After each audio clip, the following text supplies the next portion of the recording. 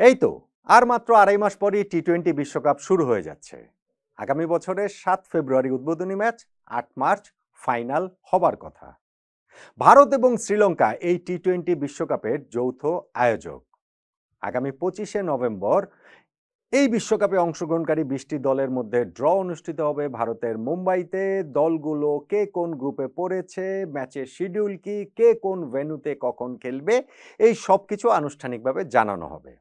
তার আগে আজকে ক্রিকেট বিষয়ক জনপ্রিয় ওয়েবসাইট ক্রিকবাজ একটা রিপোর্ট করেছে, সেইখানে তারা বিশ্বকাপে অংশগ্রহণকারী 20টি দলের গ্রুপিংটা কেমন হবে সেটা জানিয়েছে।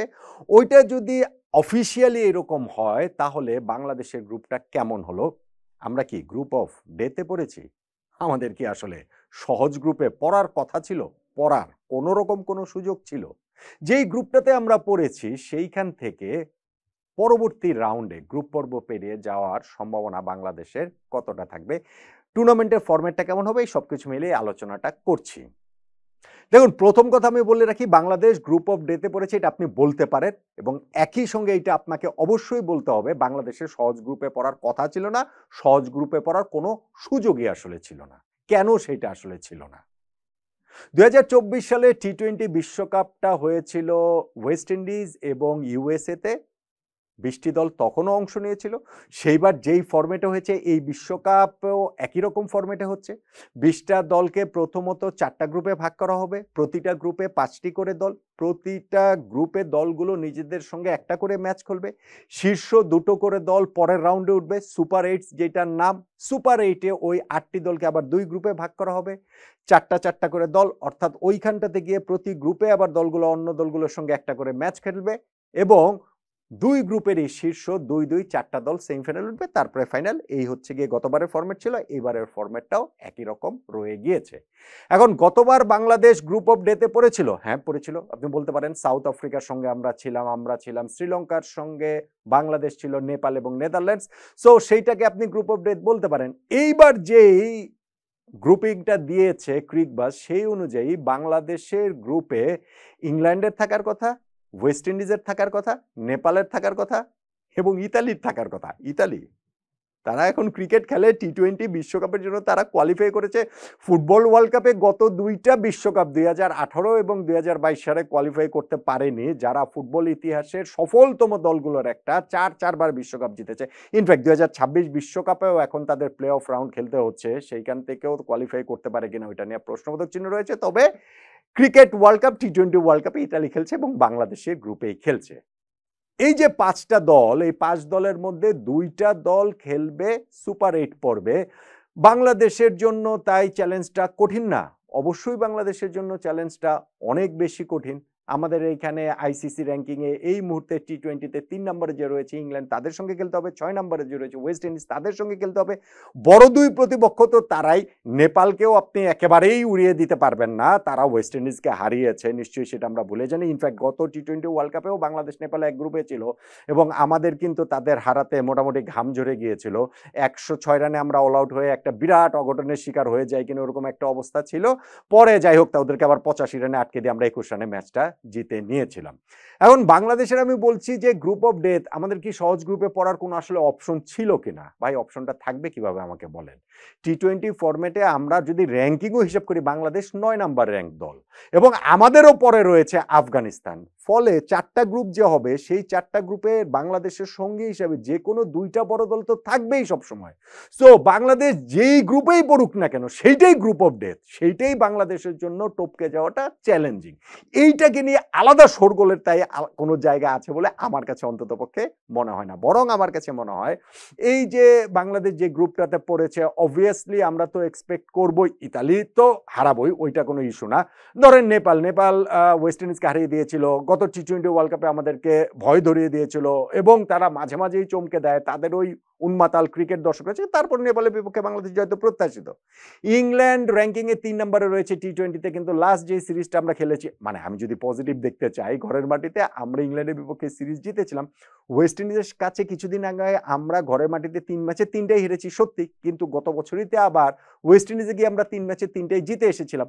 ফলে বাংলাদেশের জন্য গতবার আমরা সাউথ আফ্রিকা শ্রীলঙ্কার গ্রুপ থেকে সুপার এইটসে উঠেছি, এইবার এই ইংল্যান্ড ওয়েস্ট ইন্ডিজের গ্রুপ থেকে আমরা সুপার এইটসে উঠতে পারবো না গ্রুপ পর্ব পেরিয়ে, আমার কাছে সেইটা মনে হয় না। এবং গ্রুপটা যে ভয়ঙ্কর রকমের কঠিন বাংলাদেশের হয়েছে আমার কাছে সেইটাও মনে হয় না। যেমন হওয়ার কথা ছিল তেমনই হয়েছে। অন্য যে কোনো দুইটা এরকম বড় দল বাংলাদেশের গ্রুপে আসলে পড়তোই, আমাদের টি-20 যে অবস্থা এবং আমাদের র্যাঙ্কিংয়ের যে অবস্থা সেই সব কিছু বিবেচনায় নিয়ে। অবশ্য র্যাঙ্কিংটাকে এখানে খুব বেশি বড় করে দেখার সুযোগ নাই, কেননা ফুটবলে যে ড্র অনুষ্ঠিত হয় বিভিন্ন টুর্নামেন্টে, স্পেশালি ফুটবলের ক্ষেত্রে আমি বলতে পারি, অন্যান্য সব খেলার ক্ষেত্রে এটা প্রযোজ্য, সেইটা হয় একটা ফেয়ার জায়গা থেকে, যে হয় র্যাঙ্কিং অথবা ধরেন দলগুলোর অবস্থা অনেক কিছু বিবেচনা করে। কিন্তু ক্রিকেটের ক্ষেত্রে সেইটা খুব একটা প্রযোজ্য না, কেননা ইন্ডিয়া পাকিস্তান ফিক্সচার দেখলে আপনি বুঝতে পারবেন যে এই দুইটা দল সব সময় সব জায়গায় মাল্টিনেশনাল টুর্নামেন্টে যখন একসঙ্গে থাকে তখন তারা গ্রুপ পর্বেই মুখোমুখি হয়েই যায়। সেইটাতে ক্রিকেটও ইন্টিগ্রিটি যতটা না থাকে তার চেয়ে বেশি করে, ওটা আসলে থাকেই না, সবচেয়ে বেশি করে থাকে হচ্ছে গিয়ে এর কমার্শিয়াল ভ্যালুটা।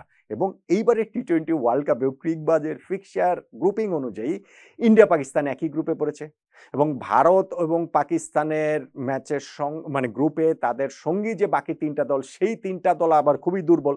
আপনি এই জায়গাটাতেও খেয়াল করে দেখুন যে তাদের সঙ্গী হিসেবে এখানে থার্ড যে দলটা, সেই মানে যারা তাদেরকে একটু হেডেক দিতে পারে ওই রকম দলকেও আসলে এই গ্রুপিং এর মধ্যে রাখা হয়নি। তাদের সঙ্গে রয়েছে নামিবিয়া, নেদারল্যান্ডস, ইউএসএ।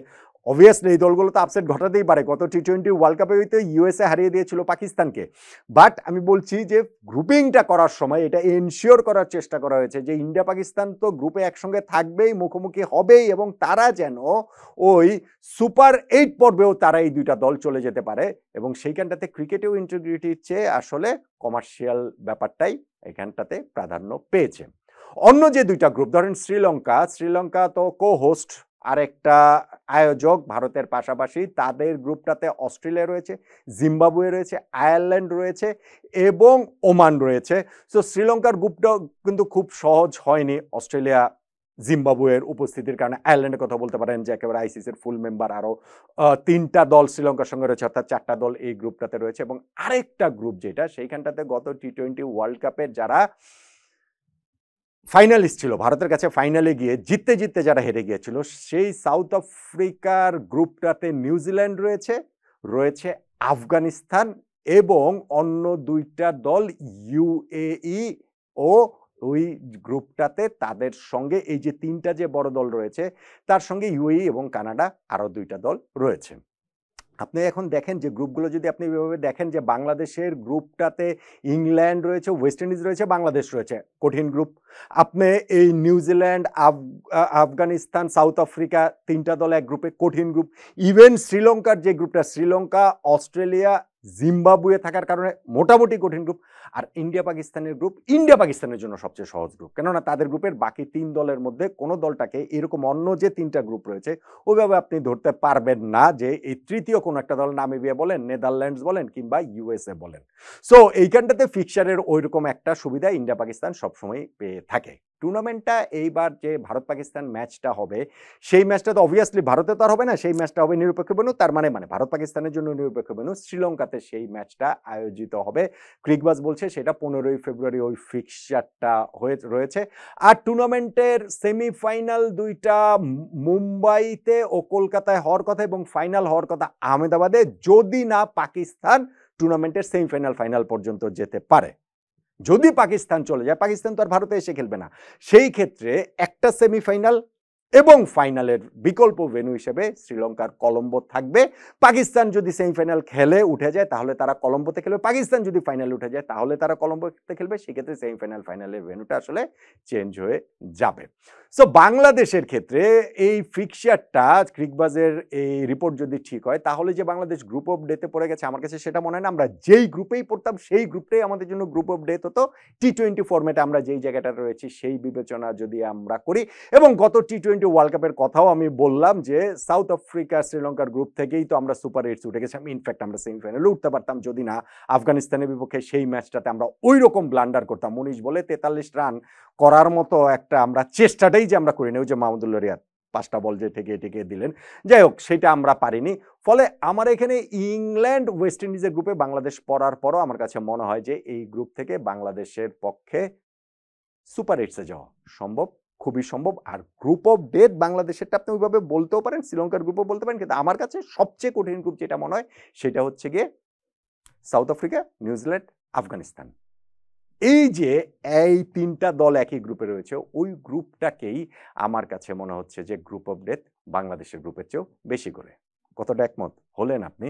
এবং ভারত পাকিস্তান এই ফিক্সচারটা যে সবসময় তাদের যে একই গ্রুপে রেখে কমার্শিয়াল ভ্যালু থেকে এই কাজটা যে করা হয় ক্রিকেটীয় সততার চেয়ে বেশি করে, এই বিষয়ে নিশ্চয়ই আপনাদের কারো কোনো দ্বিমত নেই, থাকার কোনো কারণও নেই।